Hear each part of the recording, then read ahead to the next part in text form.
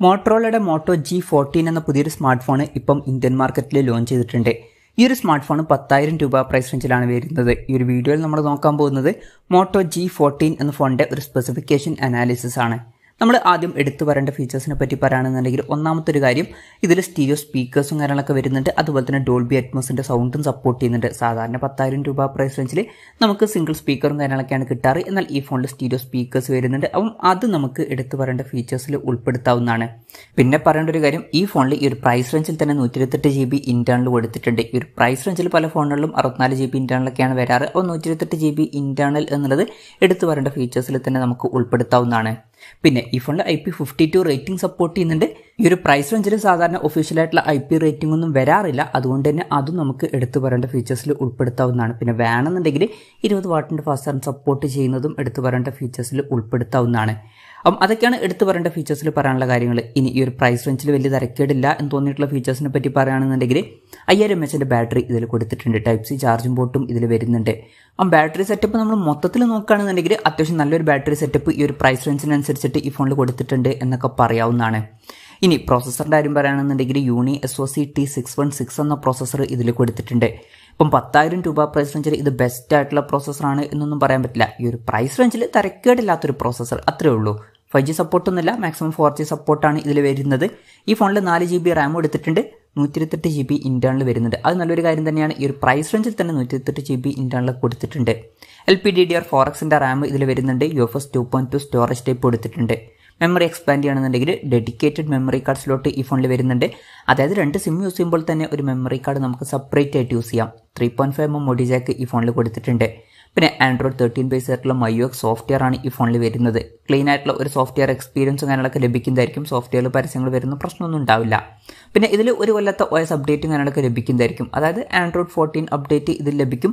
3 കൊല്ലത്തെ സെക്യൂരിറ്റി അപ്ഡേറ്റ്സും ഇതിൽ ലഭിക്കുന്നതായിരിക്കും. ക്യാമറയുടെ കാര്യം പറയുകയാണെന്നുണ്ടെങ്കിൽ ഫോണിന്റെ പിന്നിൽ ഡ്യുവൽ ക്യാമറ സെറ്റപ്പ് കൊടുത്തിട്ടുണ്ട്.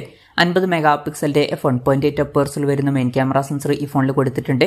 2 മെഗാപിക്സലിന്റെ f2.4 അപ്പേഴ്സിൽ വരുന്ന ഒരു സെൻസറും ഈ ഫോണിൽ കൊടുത്തിട്ടുണ്ട്. അൾട്രാ വൈഡ് ആംഗിൾ ലെൻസ് ഒന്നും കൊടുത്തിട്ടില്ല. പക്ഷേ ഈ ഒരു പ്രൈസ് റേഞ്ചിൽ അത് വലിയൊരു കംപ്ലൈന്റ് ആയിട്ട് പറയാനൊന്നും പറ്റില്ല. പിന്നെ ഫ്രണ്ടിൽ 8 മെഗാപിക്സലിന്റെ സെൽഫി ക്യാമറയും കൊടുത്തിട്ടുണ്ട്. ഇനി ഡിസ്പ്ലേയുടെ കാര്യം പറയുകയാണെന്നുണ്ടെങ്കിൽ 6.5 ഇഞ്ചിന്റെ ഫുൾ HD+ ഡിസ്പ്ലേ ഈ ഫോണിൽ കൊടുത്തിട്ടുണ്ട്. ഈ ഒരു പ്രൈസ് റേഞ്ചിൽ ഫുൾ HD റെസൊല്യൂഷൻ വരുന്നു എന്നുള്ളത് വളരെ നല്ലൊരു കാര്യം തന്നെയാണ്. LCD പാനലാണ് ഇതിൽ ഉപയോഗിച്ചിരിക്കുന്നത്. ഈ ഒരു പ്രൈസ് റേഞ്ചിൽ അത് ഓക്കെയാണ്. Moto G13 എന്നുള്ള സ്മാർട്ട് ഫോണിൽ HD റെസൊല്യൂഷൻ ആയിരുന്നു വന്നിട്ടുണ്ടായിരുന്നത്. അപ്പം ഫുൾ HD റെസൊല്യൂഷൻ എന്നുള്ളത് ഒരു അപ്ഗ്രേഡ് തന്നെയാണ്. പഞ്ചോൾ ഡിസൈൻ ഇതിൽ കൊടുത്തിട്ടുണ്ട്. പഞ്ചോൾ വരുന്നത് ടോപ്പ് സെൻറ്റർ ഭാഗത്തായിട്ടാണ്. കൂടിയ റിഫ്രഷ് റേറ്റ് സപ്പോർട്ട് ചെയ്യുന്നില്ല. 60 Hz റിഫ്രഷ് റേറ്റ് ഇതിൽ വരുന്നുള്ളൂ. ഈ ഒരു പ്രൈസ് റേഞ്ചിൽ അത് വലിയൊരു പ്രശ്നമായിട്ട് പറയാൻ പറ്റില്ല. പിന്നെ Moto G13 എന്നുള്ള സ്മാർട്ട് ഫോണിൽ 90 Hz റിഫ്രഷ് റേറ്റ് ഉണ്ടായിരുന്നു. അപ്പം അതൊരു ഡൗൺഗ്രേഡ് ആണ് എന്നും പറയേണ്ടി വരും. പിന്നെ side mounted finger print sensor ഈ ഫോണിൽ കൊടുത്തിട്ടുണ്ട്. ഫോണിന്റെ വെയിറ്റ് വരുന്നത് 177 ഗ്രാം ആണ്. തിക്നെസ് വരുന്നത് 7.99 mm ആണ്. പിന്നെ ഈ ഫോണിന്റെ സ്റ്റീൽ ഗ്രേ, സ്കൈ ബ്ലൂ എന്നീ കളർ വേരിയൻസ് ആണ് ഇപ്പോൾ ലോഞ്ച് ചെയ്തിരിക്കുന്നത്. പിന്നെ ബട്ടർ ക്രീം, പിന്നെ പേൽ ലിലിയാക് എന്നീ കളർ വേരിയൻസ് പിന്നീട് ഇന്ത്യൻ മാർക്കറ്റിൽ ലോഞ്ച് ചെയ്യുന്നതായിരിക്കും. അപ്പം ഇതൊക്കെയാണ് തരക്കേടില്ലാത്ത ഫീച്ചേഴ്സിന് ലിസ്റ്റിൽ പറയാനുള്ള കാര്യങ്ങൾ. ഇനി ഈ ഒരു പ്രൈസ് റേഞ്ചിൽ നിരാശപ്പെടുത്തി എന്ന് തോന്നിയിട്ടുള്ള ഫീച്ചേഴ്സിനെ പറ്റി പറയുകയാണെന്നുണ്ടെങ്കിൽ അങ്ങനെയുള്ള ഫീച്ചേഴ്സ് ഉള്ളതായിട്ട് എനിക്ക് തോന്നിയിട്ടില്ല. നിങ്ങൾക്ക് എന്തെങ്കിലും തോന്നിയിട്ടുണ്ടോ എന്നുള്ള കാര്യം ജസ്റ്റ് ഒന്ന് കമൻറ്റ് ചെയ്യുക. അപ്പം ഇതൊക്കെയാണ് മൊത്തത്തിൽ ഫീച്ചേഴ്സിനെ പറ്റി പറയാനുള്ള കാര്യങ്ങൾ. ഇനി വിലയുടെ കാര്യം പറയുകയാണെന്നുണ്ടെങ്കിൽ ഈ ഫോണിന്റെ ഇന്ത്യയിലെ വില വരുന്നത് 9,999 രൂപയാണ്. ഓഗസ്റ്റ് 8 മുതലാണ് ഫോണിന്റെ സെയിലും കാര്യങ്ങളൊക്കെ സ്റ്റാർട്ട് ചെയ്യുന്നത്. ഫ്ലിപ്കാർട്ട് വഴിയാണ് സെയിൽ നടക്കുന്നത്. ICICIയുടെ കാർഡ് യൂസ് ചെയ്യുകയാണെന്നുണ്ടെങ്കിൽ 750 രൂപയുടെ ഓഫറും കാര്യങ്ങളൊക്കെ ലഭിക്കുന്നതായിരിക്കും. എന്തായാലും ഓവറോൾ നോക്കുകയാണെന്നുണ്ടെങ്കിൽ 10,000 രൂപ പ്രൈസ് റേഞ്ചിൽ Moto G14 എന്നുള്ള സ്മാർട്ട് ഫോൺ തരക്കേടില്ലാത്തൊരു ഫോണാണ് എന്നൊക്കെ പറയാവുന്നതാണ്. എടുത്തു പറയേണ്ട ചില കാര്യങ്ങളൊക്കെ വരുന്നുണ്ട്. സ്റ്റീരിയോ സ്പീക്കേഴ്സ് വരുന്നുണ്ട്.